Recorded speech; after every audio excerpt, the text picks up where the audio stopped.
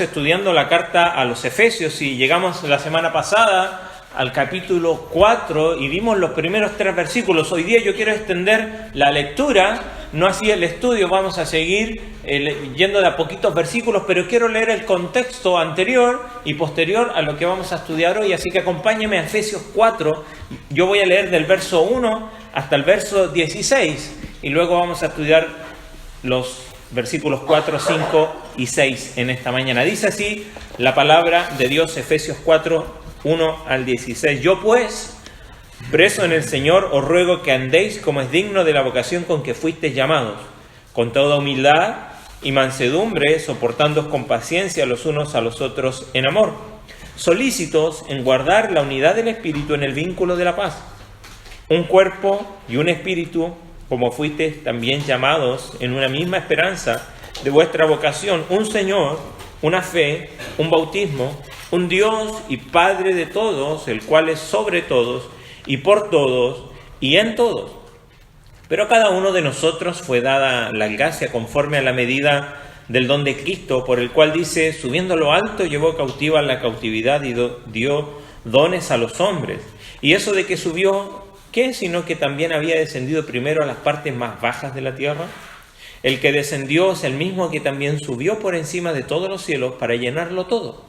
Y él mismo constituyó a unos apóstoles, a otros profetas, a otros evangelistas y a otros pastores y maestros, a fin de perfeccionar a los santos para la obra del ministerio, para la edificación del cuerpo de Cristo, para que todos lleguemos a la unidad de la fe y del conocimiento del Hijo de Dios, a un varón perfecto, a la medida de la estatura de la plenitud de Cristo, para que ya no seamos niños fluctuantes, llevados por doquiera de todo viento de doctrina, por estratagema de hombres que para engañar emplean con astucia las artimañas del error, sino que, siguiendo la verdad en amor, crezcamos en aquel que es la cabeza, esto es Cristo, de quien todo el cuerpo, bien concertado y unido entre sí por todas las coyunturas que se ayudan mutuamente, según la actividad propia de cada miembro, recibe su crecimiento para ir edificándose en amor. Vamos a orar. Señor, rogamos que tú hables por medio de tu palabra al estudiar esta mañana, Señor, y que podamos reflexionar también conforme a nuestra necesidad, cuáles son los pasos de obediencia también a seguir. Que tu Espíritu Santo use tu palabra y nos desafíe, Señor, a la obediencia, que nos desafíe a la santidad, que nos desafíe, Señor, a poder vivir como comienza esta porción, como es digno del llamado con que tú nos has llamado, Señor. Háblanos, por favor, te lo rogamos en nombre de Cristo. Amén. Amén. ¿Por qué quisimos leer? Porque si usted se pudo dar cuenta, hay algunas palabras que se repiten aquí, especialmente en la última porción que leímos. Y el último versículo dice, de quien todo el cuerpo bien concertado, le voy a leer en otra versión, dice así, por su acción todo el cuerpo crece y se edifica en amor, sostenido y justificado por todos los ligamentos según la actividad propia de cada miembro. Algunos de nosotros aquí estamos más crecidos, otros están creciendo, ¿cierto? Acá hay algunos pequeños que lo hemos visto desde el año pasado hasta ahora y ¡fum!, se pegaron un estirón, ¿no? Y están en proceso de crecimiento. Normalmente, guardando algunas excepciones, el crecimiento normalmente es proporcional. Si crece la mano, también va a crecer ¿qué cosa? La cabeza, y va a crecer el pie. Aunque hay signos de proporción. Cuando un bebé recién nacido, su cabeza es casi 1/3 del resto de su cuerpo, después ya es 1/4 y después termina siendo 1/5, incluso llega a ser cada vez menos, ¿no? En el cuerpo, porque es la relación que tiene, ¿no? A medida que va creciendo. Pero normalmente, dijimos, salvadas excepciones, con algunos problemas que pueden tener algunos, el crecimiento normalmente es proporcional en el cuerpo. Y este último versículo nos dice que el cuerpo recibe su crecimiento. Ahora, ¿qué cuerpo? ¿Este cuerpo físico mío? ¿De qué está hablando aquí Pablo?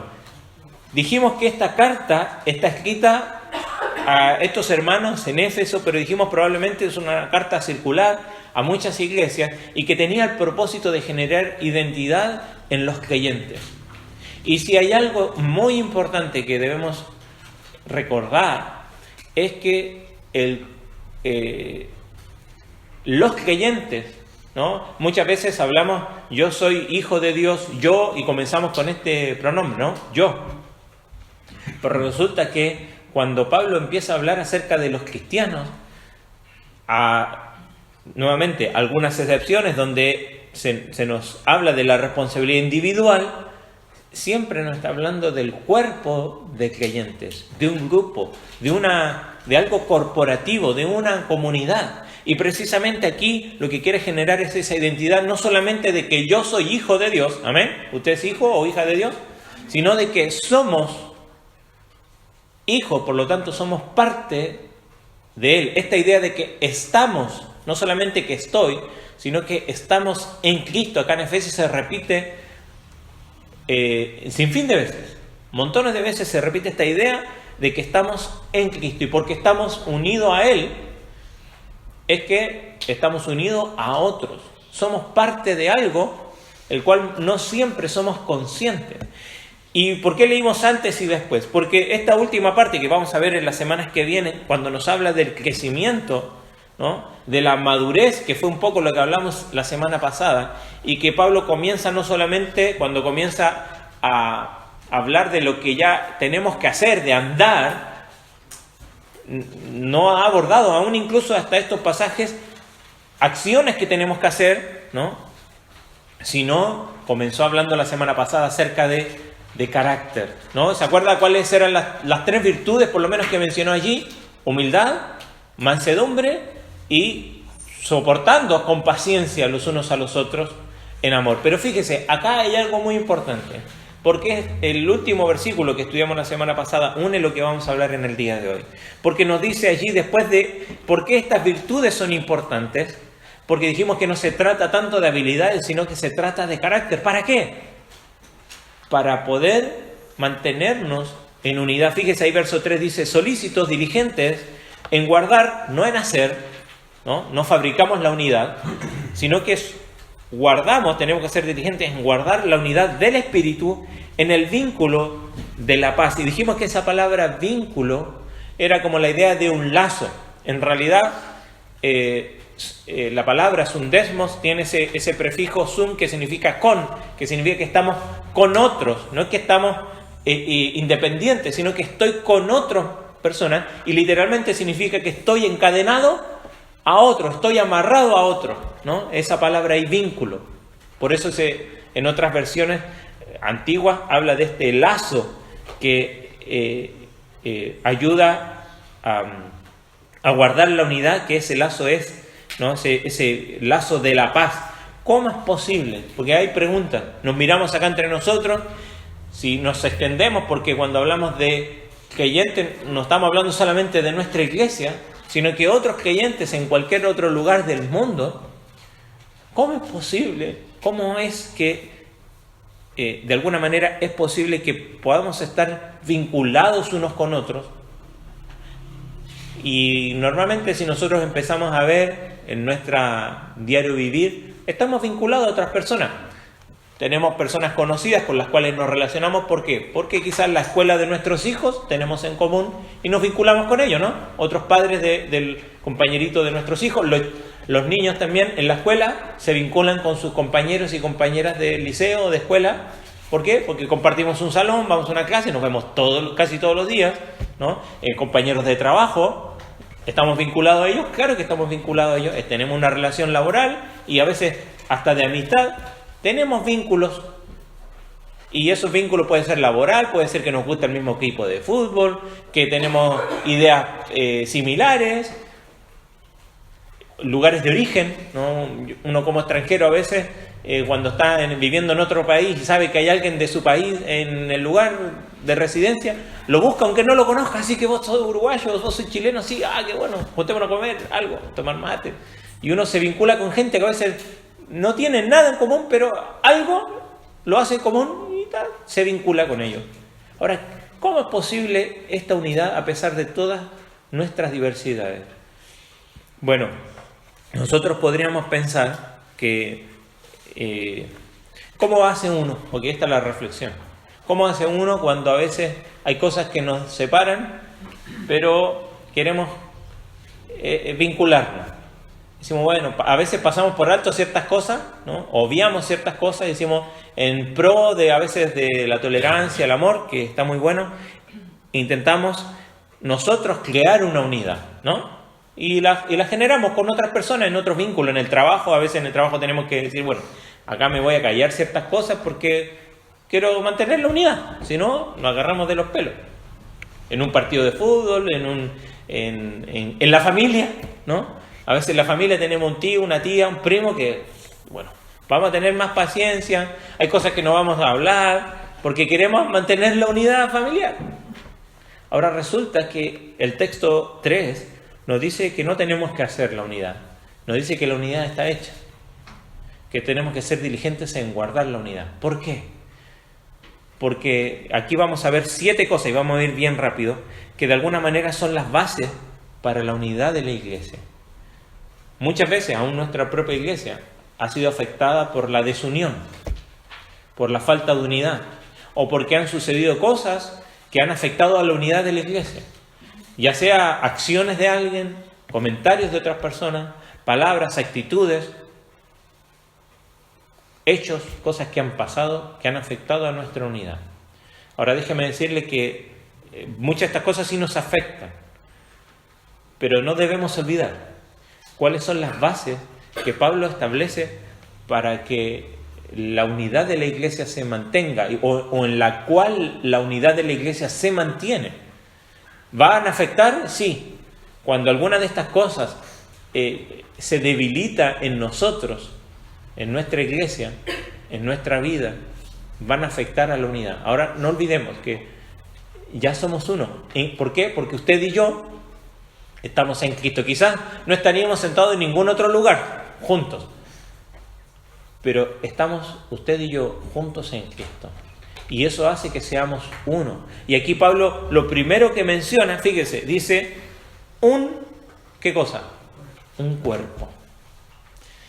Antes había dicho ahí al final del capítulo 1, cuando habla del verso 22, y sometió todas las cosas bajo sus pies, hablando de Cristo, y lo dio por cabeza sobre todas las cosas a la iglesia, la cual es su cuerpo, la plenitud de aquel que lo llena todo. Ya había dado esta ilustración de que Cristo es la cabeza y de que la iglesia es el cuerpo. Por lo tanto, formamos en el sentido de que somos parte de Cristo, con esta imagen de cuerpo que no era algo poco común. Se han encontrado no hace mucho algunas inscripciones precisamente en Éfeso. En Éfeso había un gran templo a Diana de los Efesios ahí, y decía, porque había un gran templo, pero había en las poblaciones cercanas, cada uno tenía su imagen de Diana y le prendía sus velitas o le rendía culto y adoración allí.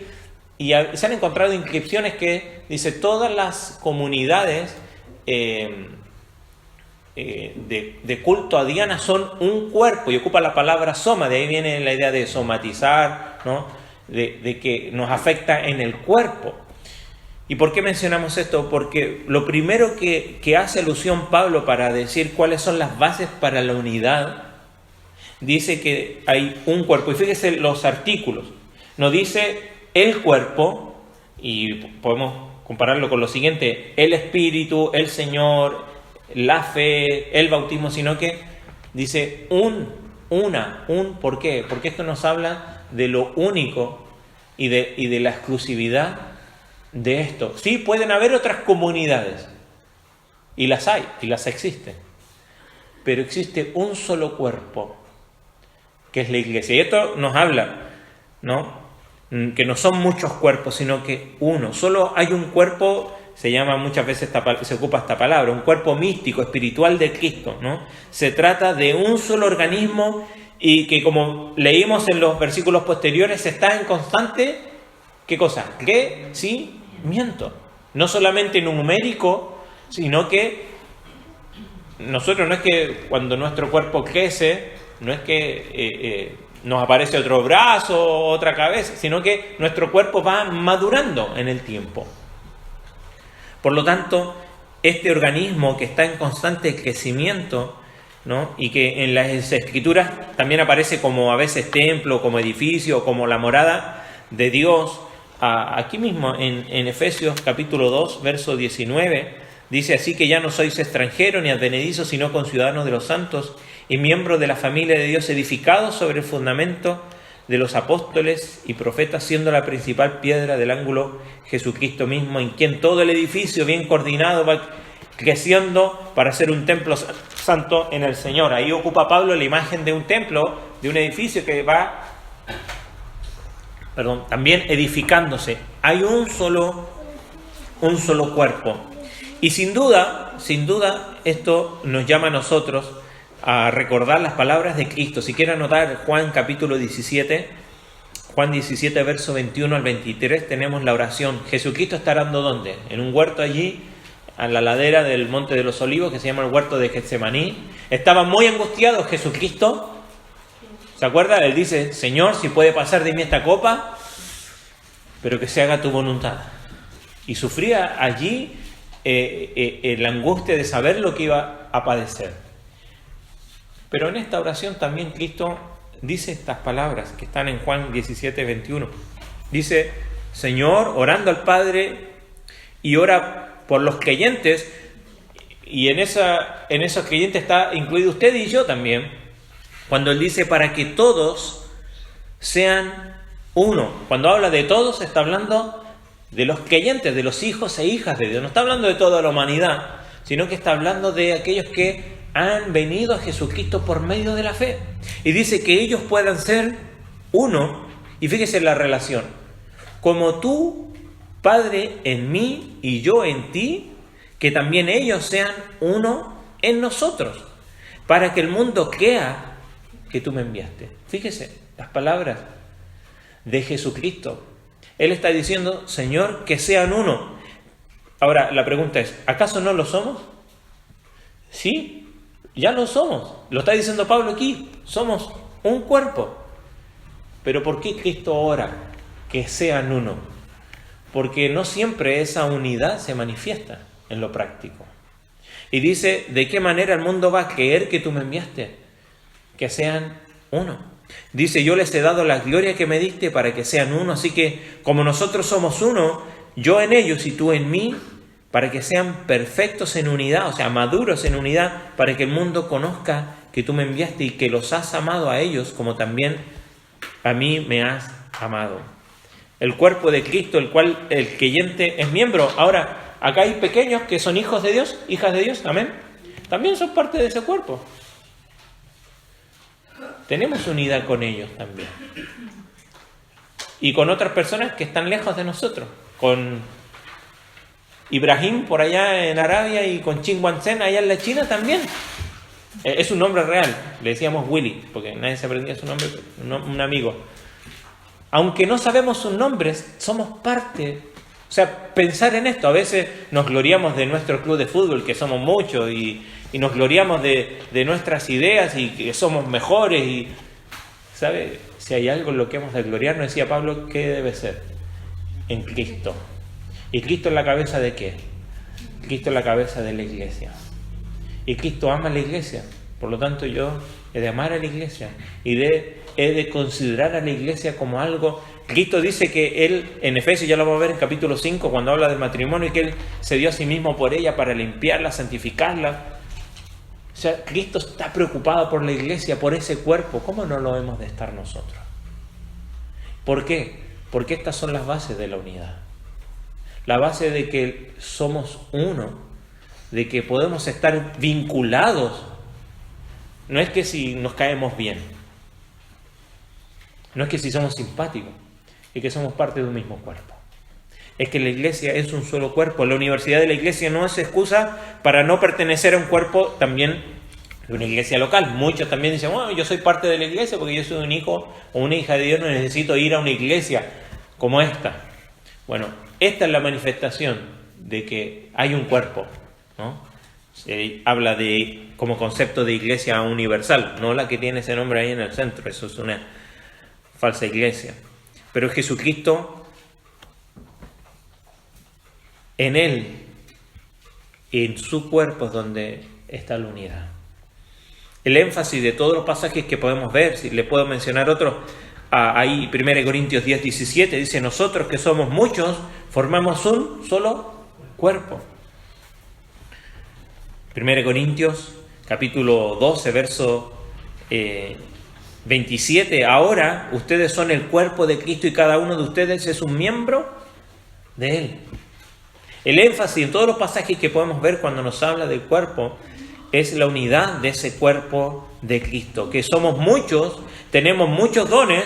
Ahí le está hablando a los corintios, que no todos son iguales, que no todos somos iguales, pero somos uno en el cuerpo porque estamos en Cristo. Tenemos la unidad de la iglesia porque hay un cuerpo que está sostenido. Ahora dice después, ¿por qué dice? Un cuerpo y un espíritu. ¿Quién sostiene este cuerpo? Bueno, un espíritu. ¿Qué espíritu? El Espíritu Santo de Dios.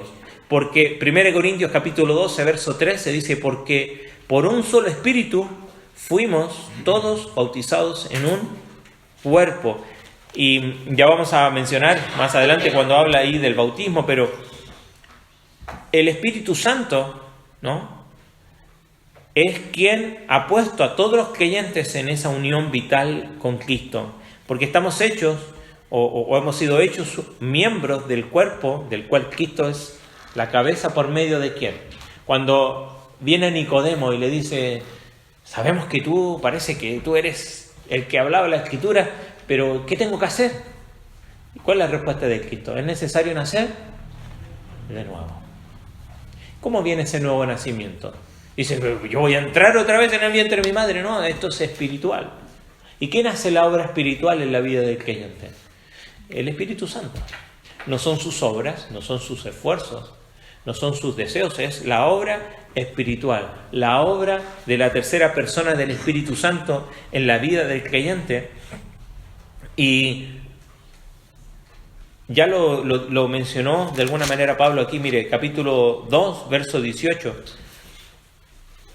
Y dice: porque por medio de Él, de Cristo, los unos y los otros tenemos entrada al Padre, pero dice, por un mismo Espíritu al Padre. Me encanta porque en este pasaje precisamente, no lo mencionamos en la introducción, pero usted se va a dar cuenta que está inmersa la Trinidad aquí. La primera parte, capítulo 4, la persona de la Trinidad mencionada aquí es el Espíritu Santo. En el verso 5, un Señor, habla del Señor. ¿A quién se le llama Señor? A Jesucristo, ¿no?, el Hijo. Y después, verso 6, un Dios y Padre. ¿Por qué? Porque ¿cómo es posible y quién sienta las bases de la unidad? Están no en nuestra denominación, el nombre que está allá afuera, no en nuestras opiniones, sino en la obra completa de la Trinidad obrando en la vida de los creyentes, no solamente individual, sino que particularmente como comunidad. Ahora, el mismo Espíritu Santo que mora en cada creyente es el que nos hace uno, pero también nos hace que podamos ser hermanos entre nosotros. Muchas iglesias tienen la costumbre de llamarse hermanos entre ellos, ¿no? Y no olvidemos que entre los que estamos aquí somos hermanos. Así que los que están aquí son mis hijas, pero también son mis hermanas en Cristo. Y eso no debemos olvidarlo nunca, que por un mismo espíritu tenemos ese vínculo que es más grande que el vínculo sanguíneo que podemos tener con algunos que sí llamamos hermanos o hermanas. Este vínculo lo hace el Espíritu Santo. Y hay muchas referencias al Espíritu Santo acá en Efesios, por lo menos más de 10 referencias, lo que nos deja ver lo importante que es para nosotros en nuestro caminar, precisamente, y lo va a decir más adelante, que hemos de andar, y lo dice también en Gálatas, debemos andar en el Espíritu, ¿no? ¿Por qué? Porque es el Espíritu Santo que nos guía a toda verdad. Jesucristo lo dijo, ¿se acuerdan? En Juan 14, Juan capítulo 15 y 16, yo me voy, pero vendrá alguien que os enseñará y os recordará todo lo que yo os he dicho. Él será quien nos enseñe, quien nos ilumina el camino. Por eso, y lo vamos a ver más adelante cuando lleguemos al capítulo 5, cuando habla Pablo allí como mandato, que tenemos que ser llenos de el Espíritu Santo de Dios. ¿Por qué? Porque esta es la base de la unidad. Dios hace su obra. Mire, hay un versículo que siempre me ayuda a mí cuando uno está allí con lucha o intentando hacerlo por la suya. Y está en Zacarías, si lo quieren anotar, Zacarías capítulo 4 en el Antiguo Testamento. Zacarías capítulo 4, verso 6. Y son palabras que el Señor le dice a Zorobabel cuando el pueblo de Israel está volviendo de la cautividad y están luchando allí por restaurar Israel, Jerusalén. Y en el verso 6 el Señor le dice a Zorobabel: esta es la palabra de Jehová, Zorobabel, que dice: no con ejército ni con fuerza, sino con mi espíritu, ha dicho Jehová de los ejércitos. Dios hace su obra en y por nosotros, ¿a través de quién? De su Espíritu Santo. Por eso otra base de la unidad que nos menciona Pablo aquí es el Espíritu. Y la Iglesia, ¿no? El Espíritu Santo está haciendo la obra, nos ayuda a hacer la obra del ministerio en el cuerpo de Cristo, porque hay un solo cuerpo, un solo Espíritu de Dios que lo ha creado, que lo sostiene. Pero eso también nos lleva aquí a lo tercero que nos dice en el verso 4, a una misma esperanza. Y fíjese, hay unidad en la Iglesia, ya que hemos sido llamados ¿a qué? A una misma esperanza de nuestra vocación. Debido al llamado de Dios eficaz por medio de su Espíritu, hemos creído en Cristo, hemos recibido el don gratuito de la vida eterna, y este es un acto de la gracia de Dios, ¿no? Ya lo dijo en el capítulo 2, ¿se acuerdan? Somos salvos por gracia, por medio de la fe, no, esto no es de vosotros. Y Él, ¿se acuerda la oración de Pablo capítulo 1? Que alumbre los ojos de nuestro entendimiento para que seamos capaces de comprender cuál es la esperanza a la cual Él nos ha llamado. Porque lo que nos ha llamado Cristo a ser parte de un cuerpo por medio de un espíritu es a una esperanza. ¿Y qué es lo que nos habla esperanza? Mire, hoy podemos ver, aún a veces en nuestra propia vida, que vivimos frustrados y vivimos decepcionados porque ponemos la esperanza ¿en quién? En algo temporal, en algo que sabemos, o aunque sabemos que va a fallar, queremos que no falle, porque yo no quiero que falle mi trabajo, yo no quiero que falle mi economía, yo no quiero que falle mi esposo, yo no quiero que falle mi esposa, mis hijos, mis amigos, la iglesia o el pastor. Ninguno quiere, no queremos, ¿o sí? No deseamos que eso suceda. Pero cuando ponemos nuestra esperanza en lo temporal, y sí, vamos a vivir no solamente frustrados, sino que completamente en ansiedad, ¿no? En angustia, porque no sabemos lo que va a pasar. Pero la Escritura nos dice que sí podemos saber lo que va a pasar, ¿o no? ¿Sí? Y nos dice lo que pasó, nos dice lo que está pasando, y eso nos da certeza y esperanza de que lo que Dios ha prometido se ha de cumplir. Y como celebramos recién, aguardamos la venida de nuestro Salvador. Y aunque algunos se burlan de que se ha tardado tanto, y lo menciona Pedro, es solamente para mostrar su gracia, porque Él quiere que todos vengan al arrepentimiento. No es porque está demasiado ocupado, aunque sí, estaba ocupado, ¿no? Celebró el otro día el Día del Trabajador y él dice, mi Padre aún trabaja, ¿no? No nos olvidemos que si hay alguien que trabaja es nuestro Dios, y trabaja en su vida y en mi vida diariamente. Pero esto nos debe traer a nosotros esperanza. Vivimos en la expectativa de esa dichosa esperanza y pronto esa venida de nuestro Dios y gran Salvador Jesucristo. Y debido a esa esperanza, ¿no? Bienaventurada nuestra glorificación con Cristo, ¿no? Nos aguarda. Y vamos, ¿se acuerda Juan? 1 Juan capítulo 3, cuando Él se manifieste seremos semejantes a Él porque le veremos tal como Él es. Un día todas esas limitaciones que a veces nos frustran en nuestra propia vida se terminarán. Y esa es nuestra esperanza, de que la salvación no solo logra un lugar, sino que logra darme sentido ahora para vivir. Porque si pienso, y esta es la idea de muchas personas, y aún incluso algunos creyentes, de que la vida se trata solo de lo que va a pasar acá y ya está. Entonces, ¿para qué? ¿Para qué esforzarme con otras cosas? Pero eso simplemente, aunque puede ser muy realista y a veces hasta puede tener sentido, eso simplemente lo que genera es frustración y encono al final. Porque al final la mayoría de las personas, que uno ha podido conocer o muy destacadas en el mundo, que han levantado el puño delante de Dios, en sus últimas horas terminan, ¿no?, o llenas de amargura, o dándose cuenta, algunas, solo por gracia, de que todo lo que se empecinaron en hacer no tenía sentido. Y testimonios hay de personas destacadas en el mundo que vivieron una vida completamente no solo alejado de Dios, sino que en contra. Pero eso nunca les trajo esperanza a sus vidas. Siempre los llenó de amargura. La iglesia tiene una expectativa confiada de que lo mejor está por venir. No económicamente, no políticamente, no socialmente. Y tampoco podemos decir solamente espiritual, no. Porque la obra de Cristo tiene efectos en todo nuestro ser. Físico, emocional, espiritual, psicológico, mental. Lo mejor está por venir cuando estemos con Él. Por eso la base de la unidad de la iglesia no es lo que generamos nosotros, lo que podemos hacer, sino que lo que Cristo ya hizo. Formarnos parte del cuerpo por un mismo espíritu y darnos de esa manera esperanza. Pero fíjese, verso 5, dice un Señor. Y esta palabra Señor en el griego es Kyrios o Kurios, y obviamente denota esta idea de poder y autoridad.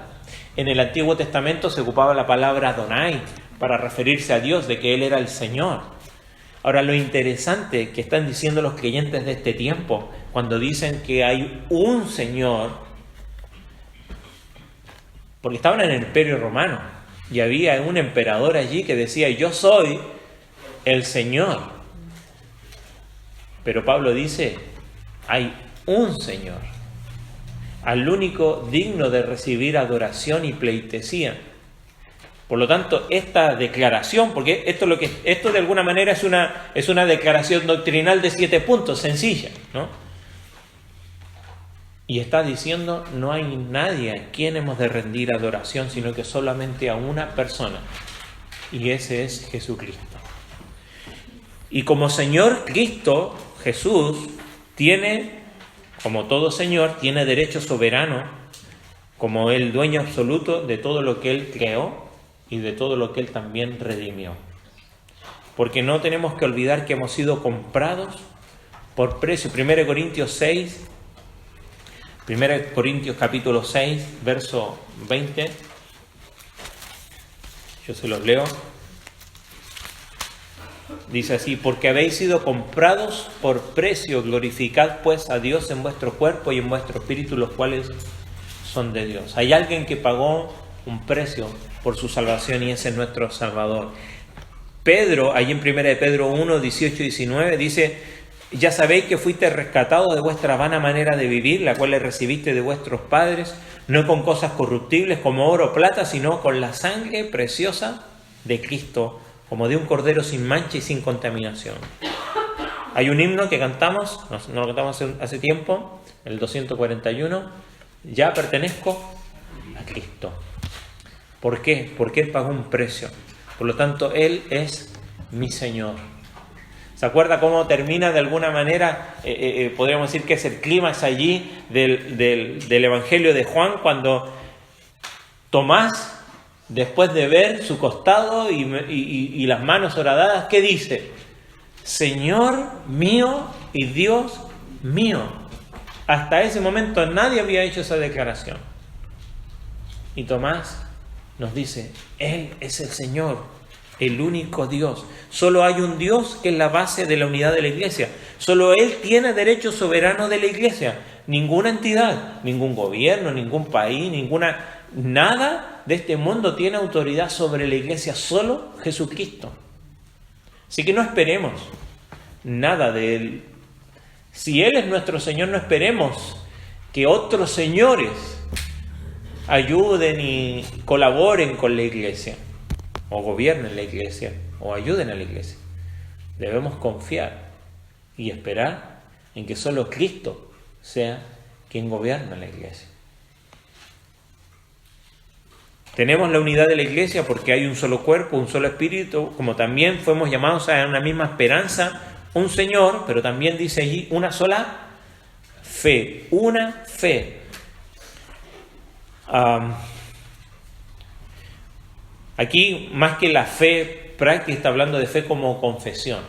Hay una sola declaración de fe, hay una sola profesión de fe. Fíjese, Filipenses capítulo 2, verso 9 al 11 dice: por eso Dios lo exaltó sobre todas las cosas. Después de decir que Él se despojó, dejó su gloria, dice: Dios lo exaltó sobre todas las cosas y le dio un nombre que es sobre todo nombre, para que en el nombre de Jesús se doble toda rodilla de los que están en los cielos y en la tierra y debajo de la tierra, y toda lengua confiese, ¿qué cosa? Que Jesucristo es el Señor, para gloria de Dios Padre.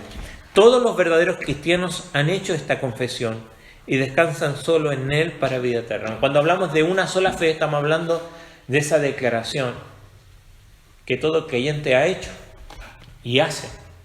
Me encanta que Hebreos, precisamente, cuando tiene esas advertencias, ¿no?, después de todas esas declaraciones de que Cristo es mejor, en varias partes habla de que debemos, ahí en el capítulo 10 por lo menos tenemos una, cuando dice: mantengamos firme, sin fluctuar, la profesión de nuestra esperanza. Esa profesión es eso que confesamos, de mantener sin fluctuar la declaración de fe, a la cual, no las declaraciones históricas de fe que tenemos, ¿no?, a través de la historia, porque eso sí nos ayuda. Nosotros mismos tenemos una declaración de fe, pero esta declaración de que Jesús es el Señor. Hay ciertas verdades que deben ser consideradas para ser cristiano, y una es que Jesucristo es el Señor. Pero muchas veces nuestra fe descansa, ¿no?, en lo que practicamos, en nuestra denominación, en el nombre allí que tenemos, en cómo vivimos, pero la base para la unidad, como ya vimos, es que hay una sola fe, hay un solo cuerpo de doctrina que Jesucristo depositó en su iglesia, y esto constituye la fe. Judas, por ejemplo, Judas, verso 3, la llama la fe que ha sido una vez dada a los santos. En 2 Tesalonicenses capítulo 2, verso 2, se muestra que los santos han de guardar, enseñar, practicar y comisionar esa fe a hombres fieles e idóneos. Por lo tanto, aquí está completamente desprovisto de denominación y características que nos hacen diferentes quizás a otras iglesias, que también podemos decir que son nuestros hermanos, de las cuales formamos también parte del mismo cuerpo, con sus diferencias. Pero que no sean nuestras posiciones teológicas o nuestras opiniones las que pensemos en las cuales hemos de basar nuestra unidad. Una sola fe, que es la que el Señor nos ha declarado, y podemos resumirla quizás en muchos versículos, ¿no? O cada vez podemos sumar más, pero no debemos olvidar que somos justificados por la fe en Jesucristo, que somos aceptados, aceptamos la verdad de que Jesús murió como nuestro sustituto y pagó nuestra deuda por completo, en lo que nos dice Romanos capítulo 5. También Romanos capítulo 3 nos dice que hemos sido justificados gratuitamente por su gracia mediante la redención en Cristo Jesús, de que todos somos pecadores y que no hay quien pueda alcanzar a Dios, y que Jesucristo es el sacrificio expiatorio que cubre todos nuestros pecados. ¿Cuál es el versículo que nos aprendemos? ¿Cuál es el primer versículo que normalmente nos aprendemos de la Biblia? Juan 3:16, porque de tal manera amó Dios al mundo, que ha dado su Hijo unigénito para que todo aquel que crea en Él no se pierda, y esa frase nunca ha de olvidarse, sino tenga vida eterna. ¿Por qué? Más adelante, al final de ese capítulo, dice: el que cree en el Hijo tiene la vida, pero el que rehúsa creer en el Hijo no verá la vida, sino que la ira de Dios está sobre él. ¿Dónde está descansando su fe? Él es el único que puede salvarle. Si ponemos nuestra fe en cualquier otra cosa, simplemente, según lo que nos dice Juan 3:36, nuestro destino no es el cielo, al contrario, es el infierno. Sigamos, nos quedan dos más. Dice un bautismo, y aquí quizás nos pueda dar para una clase, conversar después de la reunión. ¿A qué bautismo se refiere Pablo aquí? ¿Al bautismo de agua o al bautismo del Espíritu? Personalmente creo que hace referencia al bautismo en el Espíritu. Ahí en 1 Corintios capítulo 12, verso 13, dice: porque por un solo Espíritu fuimos todos bautizados en un cuerpo, tanto judíos como griegos, esclavos como libres, y a todos se nos dio a beber de un mismo Espíritu. El Espíritu Santo pone al creyente en el cuerpo de Cristo, y no es que yo lo experimento o que lo sienta, es la obra del Espíritu Santo en mi vida. Hay iglesias que hablan de recibir el Espíritu Santo y tener una experiencia con el Espíritu Santo, pero acá Pablo está haciendo alusión, ¿no?, a la obra del Espíritu Santo cuando Él nos incorpora al cuerpo. Romanos capítulo 6, verso 3 al 5 dice: ¿no sabéis que todos los que hemos sido bautizados en Cristo Jesús hemos sido bautizados en su muerte? Porque somos sepultados juntamente con Él para muerte por el bautismo, a fin de que como Cristo resucitó de los muertos por la gloria del Padre, así también nosotros andemos en vida nueva. Si fuimos plantados juntamente con Él en semejanza de su muerte, así también lo seremos en su resurrección. Aquí está hablando de que somos... el bautismo por agua es la viva imagen de algo que ya sucedió, ¿no?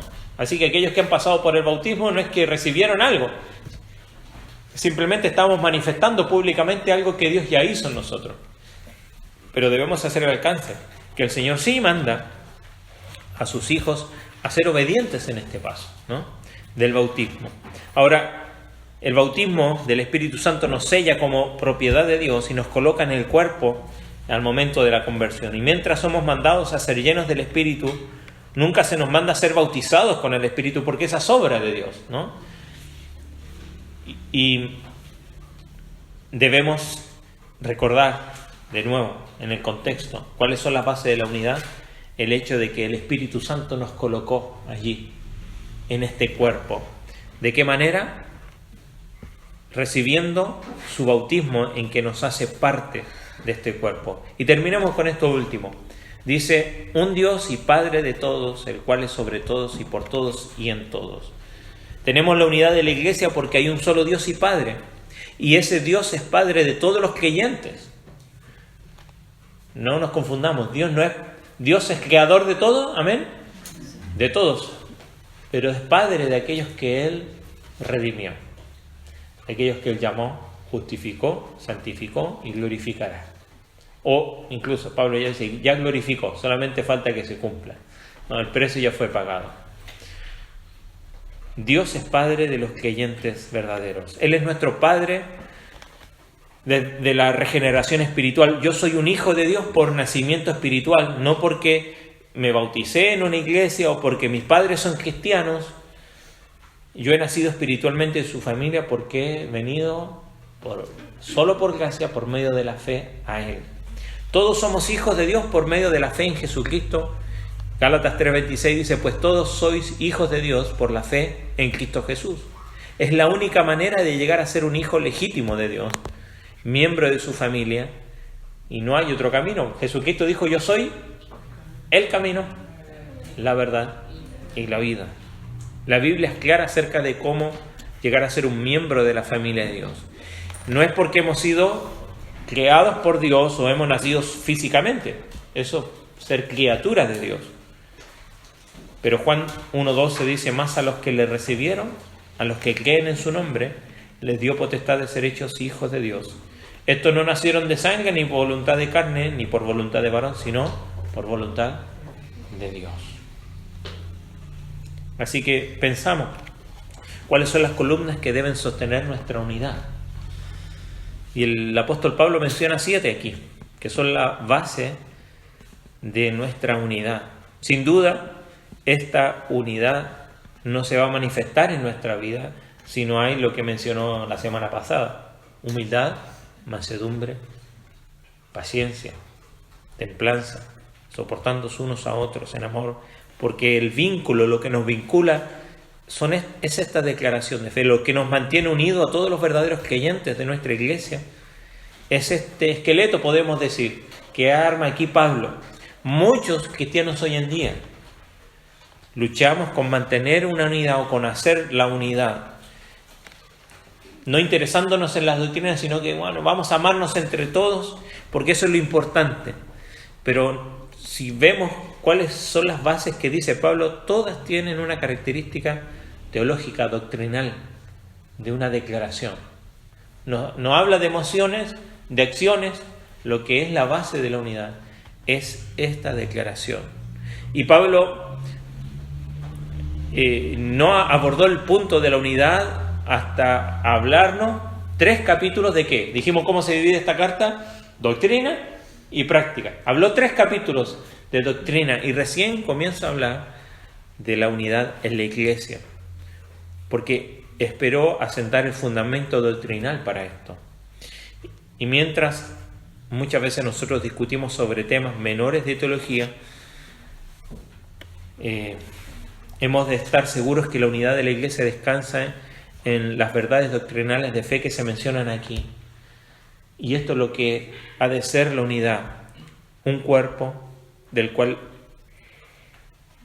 cada creyente es miembro, un espíritu el cual mora en cada creyente, una esperanza la cual cada uno de nosotros ha de sostenerse en ella, en su vida, un Señor, un solo dueño de nuestra alma, una fe que es la base que ha dado Cristo a los apóstoles, un bautismo que nos sella como propiedad de Dios, y un Dios y Padre.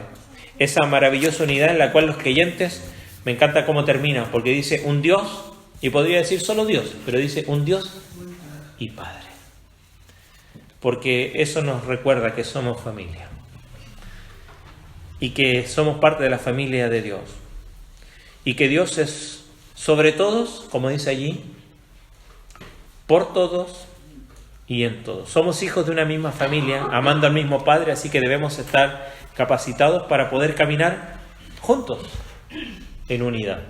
¿Lo hacemos? La pregunta es, ¿por qué no lo hacemos? ¿Por qué nos cuesta? Quizás las cosas que estamos demandando para generar una unidad no son ninguna de estas. Pero si revisamos y cada una de estas echa por fuera cualquier cosa que nos podría separar. Pablo está preocupado de que los creyentes no rompan la unidad del Espíritu por estar de acuerdo, ya sea en una falsa doctrina o por estar en desacuerdo en opiniones. Y el apóstol Juan, en 2 de Juan, capítulo 6, nos advierte también de esta manera. Terminemos con este pasaje, ahí, 2 de Juan, verso 6. Y este es el amor, que andemos según sus mandamientos. Este es el mandamiento, que andéis en amor como vosotros habéis oído. Dice allí, desde el principio, porque muchos engañadores han salido por el mundo que no confiesan que Jesucristo ha venido en carne. Quien esto hace es el engañador y anticristo. Mirad por vosotros mismos para que no perdáis el fruto de vuestro trabajo, sino que recibáis galardón completo. Cualquiera que se extravíe y no persevera en la doctrina de Cristo no tiene a Dios. Y el que persevera en la doctrina de Cristo, ese sí tiene al Padre y al Hijo. Si alguno viene a vosotros y no trae esta doctrina, no le recibáis en casa ni le digáis bienvenido, porque el que le dice bienvenido participa también en sus obras. Pero mire cómo comienza Juan esta advertencia: y este es el amor, que andemos en sus mandamientos. Y el Señor nos manda a ser solícitos en guardar la unidad del Espíritu en el vínculo de la paz. ¿Cuáles son las bases? Aquí están mencionadas. Estamos sosteniendo nuestra unidad, generando nuestro vínculo en lo que son nuestras posiciones, opiniones o nuestras diferencias, o hacemos el repaso de esta declaración doctrinal y decimos, somos parte de un mismo cuerpo, tenemos una misma fe, un mismo bautismo, un Dios y Padre. Que el Señor nos ayude a ser diligentes en guardar y no en hacer la unidad, grandes y pequeños, hombres y mujeres, casados, solteros, viudos, no importa su condición, somos uno en Cristo, y eso solo para gloria de Dios. Amén. Amén. Vamos a ponernos en pie, vamos a orar. Padre Celestial, gracias por tu palabra, gracias porque nos desafía, y si bien pudimos ver aquí muchas cosas doctrinales que nos desafían a velar por la unidad, a considerar la unidad, ayúdanos a ver que no se trata de una unidad a cualquier precio, sino que es una unidad que está sostenida en declaraciones. Señor, que no son opiniones de hombres, que no son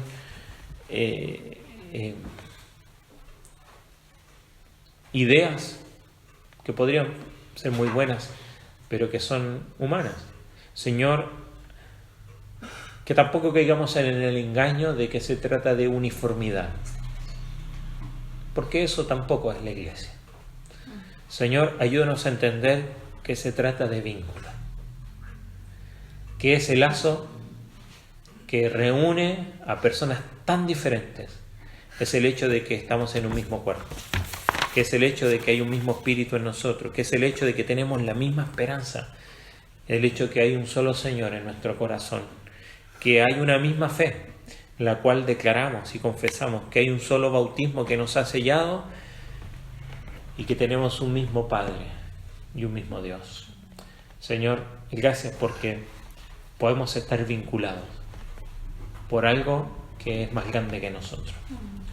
Y eso solamente es obra tuya. Ayúdanos a ser conscientes de esto, para que cuando brota la desunión en nuestros pensamientos, en nuestras acciones, podamos recordar que la unidad ya la hiciste por medio de Jesucristo.